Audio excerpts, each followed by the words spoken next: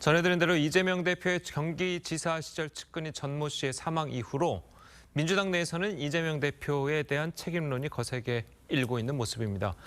두 분과 함께 정치권 소식을 자세하게 짚어보도록 하겠습니다. 윤희석 전 국민의힘 대변인 그리고 서영주 더불어민주당 상근 부대변인 나오셨습니다. 안녕하세요. 자, 숨진 전 씨의 장례식이 있던 11일에 이재명 대표는 강제징용해법 규탄 집회에 참석해서 정부의 대일 외교 비판에 목소리를 높였습니다. 자, 이 대표의 목소리라 여당 반응까지 이어서 들어보겠습니다. 대통령 보고의 초청장 말고 일본이 양보한 것이 대체 단 한 개라도 있습니까? 경술 국시의 버금가는 개묘 국시 아니겠습니까, 여러분? 바로 친일 본색, 이것이 바로 그들의 진정한 내심입니다, 여러분. 연합훈련을 핑계로 자위대의 군합발이 다시 한반도를 더럽히는 일이 발생할 수 있습니다. 대통령과 정부만 비판하며 자신을 향한 비난을 빗겨갈 궁리만 하고 있는 모습이 처절합니다. 주변의 고통과 생명, 그들의 피눈물에도 공감하지 못하면 폐륜 정치 아니겠습니까? 정치 이전에 먼저 인간이 사람이 되어야 합니다. 예, 여당에서는 이제 먼저 인간이 되어야 한다는 다소 좀 과격한 표현까지 좀 나왔는데요.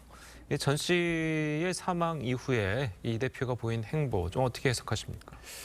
대단히 실망스럽다고 먼저 말씀드리겠습니다. 예. 일단 본인과 같이 일을 하던 본인의 지시에 따라서 공무를 수행하던 분이 목숨을 스스로 극단적인 선택을 했는데 거기에 대해서 본인의 어떤 도의적인 책임이라도 인정을 하는 그런 발언을 국민들은 기대했을 겁니다. 예. 이 대표 거기에 대해서 한마디 얘기 없었고요. 바로 다음 날부터 본인의 정치 행보를 이어가면서 특히 친일이라는 그런 일본과 관련된 국민 감정을 건드리면서까지 본인의 이 정치적인 어떤 어려움을 극복하고자 하는 그런 행보를 보였다는 것이 안타깝고 예를 들어서 뭐 자위대 군합발이라든지 뭐 가스라테프트 밀약이라든지 이런 얘기까지 하면서 국민 감정을 자극합니다.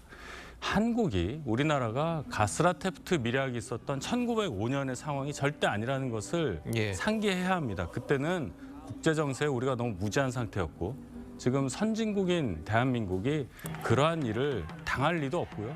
그런 생각, 거기에 대한 대비가 없는 것도 절대 아니고 국민들이 일본을 바라보는 시각 자체가 바뀌었음에도 불구하고 친일이라는 프레임으로 자꾸 공격하면서 본인의 정치적 역경을 이겨내고자 한다. 대단히 시대착오적인 판단이라고 생각합니다. 예, 지금 윤 대변인의 말도 좀 나왔지만 이 민주당 내 비명계에서도 이런 비슷한 말이 나오거든요.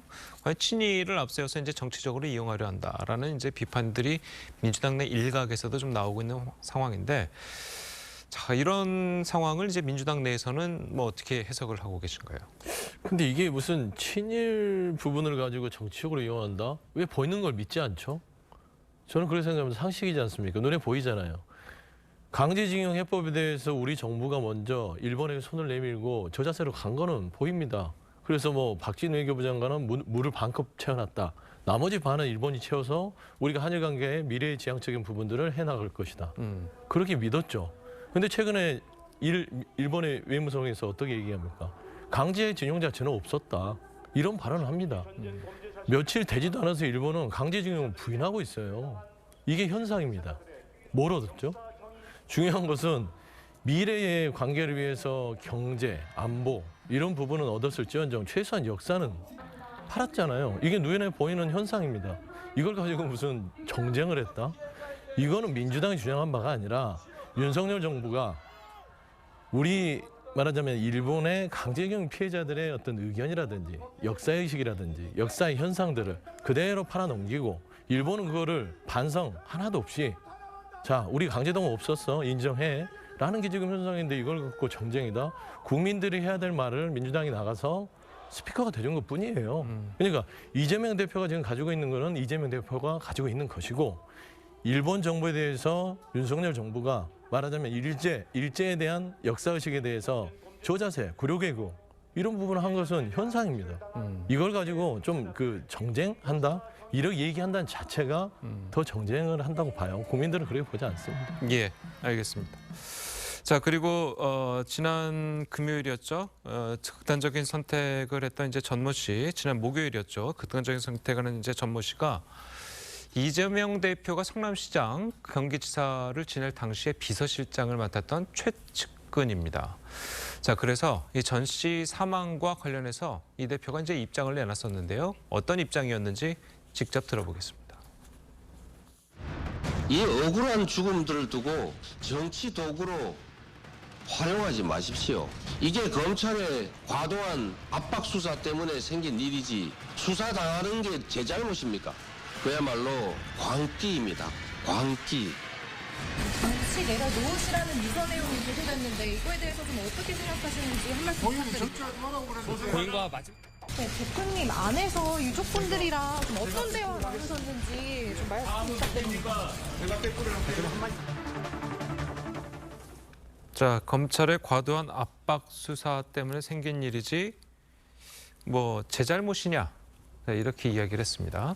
제가 아까 실망스럽다는 말씀이 바로 저 지점이에요. 검찰의 압박 수사 때문에 그런 것이다. 그리고 나온 말이 제 잘못이 아니다. 본인의 심리 상태를 그대로 드러내는 거죠. 자, 검찰에서는 이 극단적 선택하신 분을 딱 한 번 소환 조사했고 변호인 없이 혼자 출석했기 때문에 다 영상 조사를 했고 증거가 다 남아 있습니다. 그 한 번 소환 조사한 것이 압박 수사라고 한다면 대한민국에서 그런 검찰 수사가 제대로 진행될 리가 없을 겁니다. 자, 그렇다면 이 대표가 적어도 본인과 같이 일하던 사람이 이런 상황이 됐다는 점에 대해서는 인간적인 어떤 수사라도 얘기를 했어야 됩니다. 근데 그게 전혀 없고 마지막 말에 제 책임이 아니다라는 말까지 한 것을 보고 실망했을 분들이 많았으리라고 보고 적어도 이 지점에서 지적할 것은 검찰 수사 때문에 검찰이 뭔가 했기 때문에 이분이 이런 선택을 한 것은 아니라는 것, 이 점을 다시 한번 확실하게 말씀드립니다. 예. 자, 그리고 이제 당내에서도 이재명 대표가 전 씨의 사망에 도의적인 책임을 져야 한다는 목소리가 나오는데요. 뭐 김혜영 전 최고위원이라든지 윤영찬 의원이라든지 좀 도의적인 책임, 그러니까 즉 대표직에서 좀 물러나는 게 맞지 않나. 자, 이런 의미인 것 같은데 어떻습니까? 그런 얘기들이 나올 수는 있다고 봐요. 왜냐하면 다양한 시각들이 있으니까. 국민의힘은 모르겠습니다. 그 시각이 정말로 인간적으로 뭔가 뭐 책임을 져야 돼서 그런 말을 하는지 모르겠지만 예. 좀 정치적으로 공격하고 싶어서 그러는 것 같고요. 당내에서는 이런 조금 이 검찰 수사의 압박들 이런 것들이 너무 거세지고 특히나 이재명 대표 주변 사람들을 검찰이 탈탈 털고 있지 않습니까?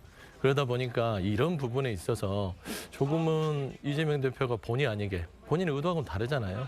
뭐 이재명 대표가 내 주변 사람 중에 이 사람 수사하고 이 사람 수사하고 이 사람 수사하라고 내준 건 아니고요. 검찰의 특수부 수사들이 늘 그렇지 않습니까? 한 사람을 잡아넣기 위해서 가족도 수사하고 친한 사람도 수사하고 그 사람을 잡아다 별건 수사하고 압수수색을 수십 번씩 하면 사람이 피를 말립니다. 억울한 사람이 생길 수도 있습니다. 그런 부분에 있어서는 솔직히 이재명 대표는 나름대로 본인도 안타까울 거예요. 왜 자꾸 검찰이 나를 이렇게 타켓을 삼아서 내 주변 사람 괴롭히지? 이런 마음이 있을 것이고 두 번째는 저도 인간적으로는 그럴 것 같습니다. 아, 나 때문에 주변 사람들이 피해를 보는구나 라는 마음도 있을 겁니다. 그런데 저는 분명히 말씀드리지만 지금 민주당 내에서 검찰의 수사가 정말로 온전하게 이재명 대표를 하는 것인지 너무 정치 의도가 많은 게 아닌지 이걸 먼저 생각하고 김영우 의원이나 나머지 의원들도 비판을 했으면 좋겠다는 생각이 들어요. 그러니까 정치 영역에서 인간적인 책임, 도의적인 책임 져야죠. 하지만 그런다고 해서 그것을 어떤 사태나 책임지고 물러나라 이런 거는 좀 과하지 않을까 싶어요. 그래서 상황을 좀 지켜보고 말하자면 검찰의 이 무도한 수사 부분에 있어서 같이 지금 힘을 모아서 이 부분들을 척결하고 막아서야 됨에도 불구하고 아직은 조금은 때가 이르다 하는 좀 개인적인 생각을 가지고 있습니다. 알겠습니다. 자, 국민의힘에서는 어떻습니까? 자, 민주당 이재명 대표가 대표직에서 이제는 물러나야 된다 이런 입장이십니까? 어떻습니까? 물러나고 안 물러나고는 뭐 본인이 선택해야 되겠지만은 이재명 대표 스스로 리더임을 자처하고 있는데 본인과 같이 일하던 그런 분들에게 피해를 주는데도 불구하고 본인이 막지 못한다. 그 이유가 뭔지 다 아시지 않습니까? 방탄국회라는 저희가 그런 표현을 쓰는데 국회의원직 그리고 제1야당의 대표직을 본인의 사법 처리를 막는 데 쓰고 있는 거 아니겠어요?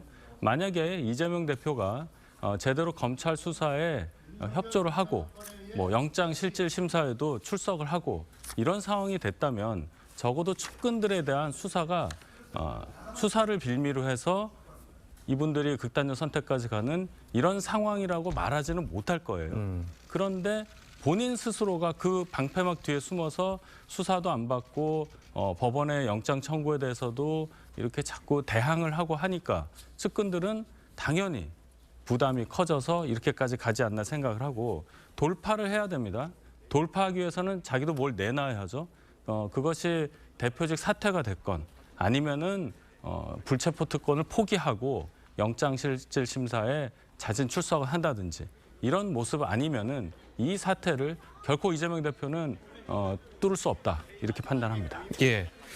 자, 만약 이 대표가 물러나지 않는다면 당내에 인적 쇄신이 좀 있어야 되는 것 아니냐라는 이야기도 나와요. 그 당직들을 새로 이제 개편하는 그런 게 나올 가능성이 있습니까? 그것도 하나의 방편이 될 수는 있겠지만 근본적인 해결책은 되지 않는 것 같아요. 뭐 인적 쇄신 자체가 그 대표나 지도부 자체에서 계속해서 어떤 반대 목소리에 대해서 어떤 포용을 하거나 소통을 하거나 어떤 근본적인 치유책을 마련해야지 사람을 하나 몇 명 바꿔서 예. 저쪽에 반대하는 사람을 앉혀놓는다. 그게 어떤 큰 동력이 될까요? 뭐 지금 인적 쇄신 얘기가 나오지만 당내에서는 아직 인적 쇄신에 대해서 구체적으로 검토된 바는 없습니다. 하지만 다만 바라는 것은 이게 인적 쇄신이 어떤 친명계, 비명계 해서 어떤 그 비율을 맞춘다고 해서 지금 이 민주당 내에서 갈등들이 봉합되지는 않는다라는 생각이 들고요. 아까 말씀하셨지만 지금 현재 여러 가지 억울하지만 악재들이 있습니다. 민주당 내에. 이럴 때일수록 조금 목소리를요. 어떤 스피커로서 내지 말고 당 내에서 외부적인 것보다 내부적으로 좀 치열한 고민들이 먼저 필요하지 않을까. 그게 정치 아닐까요? 꼭 이게 여야뿐만 아니라 각 당 내에서도 서로 간에 헐뜯기 위해서 밖으로 외부에 노출을 해서 그런 언론상에 어떤 각을 세우고 그럼으로써 어떤 당의 갈등을 초래하는 게 정말 친명이든 비명이든 민주당 의원들이잖아요. 그러면 당을 위해서 정말 그게 올바른가? 이게 비명계든 그리고 지도부든 이런 부분들에 있어서는 조금 내부적으로 치열한 고민이 지금 필요한 때다라는 부분들은 좀 동감하고 있습니다. 알겠습니다.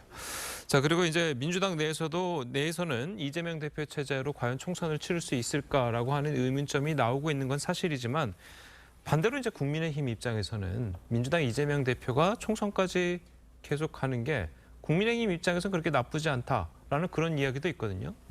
상대당의 상황을 빗대서 저희가 어떤 뭐 총선 전략을 짠다든지 유불리를 생각하는 것이 이렇게 뭐 바람직해 보이지는 않습니다. 다만 이것을 그냥 현상적으로만 생각을 해보면 예. 이재명 대표가 총선까지 앞으로 한 1년 정도 남았는데요. 계속 이 당을 민주당을 끌고 나갈 수 있을지에 대해서도 우선 의문이고 만약 그렇다 할 때 민주당이 과연 단일 대우를 유지하면서 총선에 임할 수 있느냐 이런 생각은 해볼 수 있겠습니다.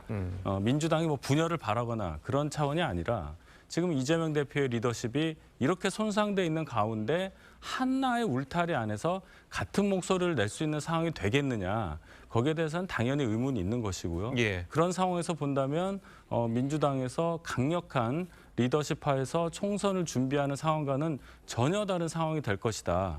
그것이 반대로 저희 당에 뭐 유리할 수도 있는 상황이라고는 보지만 꼭 그것만을 보고 총선을 준비하는 것은 아니다. 이렇게 말씀드리겠습니다. 알겠습니다. 자, 다음 이야기 잠깐 해보도록 하겠습니다. 자, 이재명 대표가 본인의 SNS에 부모님 묘소가 훼손당한 사실을 공개를 하면서 경찰이 수사에 착수를 했습니다. 관련해서 민주당의 입장 들어보겠습니다.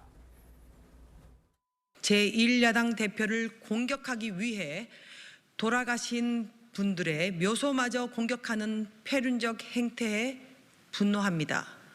더욱이 테러의 주술적 수단까지 동원되었다는 점이 경악스럽습니다. 대한민국이 다시 무속인들이 횡행하는 전 근대 시대로 회귀한 것입니까? 예, 저는 사실 이걸 보고 정말 깜짝 놀란 게 이게 과연 2023년에 대한민국에서 일어날 수 있는 일인가? 자, 그런 생각이 좀 들었거든요. 지금 상황이 어떻습니까? 그러게요. 이게 말하자면 나라가 좀 해괴하다는 표현밖에 할 도리가 없어요. 예. 보통 이런 게 보면은 이제 일본 우리가 많이 들었죠. 일제 시대에 우리 대한민국의 민족 정기를 말살하기 위해서 명당 자리에 어떤 철심을 박아서 그러니까. 그 혀를 끊어놓고 이런 부분들이거든요. 굉장히 주술적인 내용이고 굉장히 뭐 섬뜩하죠. 근데 이제 특히나 이게 다른 어떤 부분이 아니라 그 이재명 대표의 부모님 그 묘소에 이런 일이 벌어졌다는 것들은 지금 있어서도 안 될 일이고요. 이런 부분들은 어떤 뭐 법적 책임에 대한 어떤 크기보다는 이거 좀 찾아내서 왜 이랬는지 그리고 이런 것들이 정말 2023년에 어느 누구든 대상이 돼서는 안 되는 거 아니겠습니까? 그래서 저는 이재명 대표에 대한 어떤 지금 현재의 이 나라 상황을 보면 윤석열 정부에 대해서 조금은 좀 아쉬움이 커요. 왜 그러냐면 이게 뭐냐면 극에서 극으로 돼 있다는 겁니다. 나라 자체가. 누구를 완전 미워하고 누구를 완전히 적으로 두면서 어떤 이재명 대표를 싫어하는 사람들이 더 많아진다는 것은 결국에는 국정 운영 자체를 너무 분열, 갈라치기로 한 결과에서 여기까지 이런 해괴망측한 일까지 생기지 않았냐라는 좀 우려와 아쉬움을 좀 가지고 있습니다. 예. 자, 이재명 대표는 이게 흑주술이다. 자, 이렇게까지 언급을 했습니다. 민주당은 이제 주술적인 수단을 동원한 테러라고 규정을 했는데 자, 이 상대당 당대표에게 일어난 일이지만 이런 일은 있어서는 안 되는 거 아니겠습니까? 물론입니다. 대단히 상식적이지 않은 그런 방법을 통해서 뭐 조상의 묘에까지 이런 일. 윤석열 대통령도 대통령 선거 기간 중에 가까운 조상의 묘역에 그런 비슷한 일을 당한 적이 있습니다. 예. 말씀하신 대로 우리 사회가 대단히 그 분열상이 깊어지면서 이런 일까지 일어난다 이렇게 생각을 하고 여야를 떠나서 이런 상식적이지 않은 일들이 없어지도록 우리 이 사회가 조금 더 안정화되고 국론을 조금 더 모으는 방향으로 여야가 공히 노력을 해야 할 시점이다 이렇게 생각합니다. 예. 자, 민주당에서는 어떻습니까? 지금 뭐 이 상황을 굉장히 이제 중대하게 보고 있는 건 맞는 것 같은데 수사를 통해서 이제 범인을 잡고 이제 그 어떻게 뭐 처리를 하실 계획이십니까? 일단은 좀 누군지가 좀 참 궁금해요. 예. 그러니까 이렇게 제가 봐서는 개인적으로 우리가 모두 추측할 수 있잖아요. 이게 일반인이 가서 하진 않았을 것 같고 이거는 의식 같은 거고 좀 주술적 의미가 있어서 아마 여기 이 부분들이 어떤 단체나 그 뒤에 어떤 배우가 있는지는 좀 철저히 밝혀야 되지 않을까. 왜냐하면 일반인이 동네에 가서 뭐 구멍을 뚫어서 거기에 한자 돌에다가 이런 좀 해괴망측한 글자를 써서 그렇게 했다? 이거는 그냥 개인적인 생각은 아닌 것 같고요. 예. 뭔가 그 배우에 뭐가 있다라는 측면에서 좀 철저히 좀 밝혔으면 좋겠다 생각하고 있습니다. 예, 알겠습니다. 자, 오늘 두 분 말씀은 여기까지 듣겠습니다. 잘 들었습니다. 고맙습니다.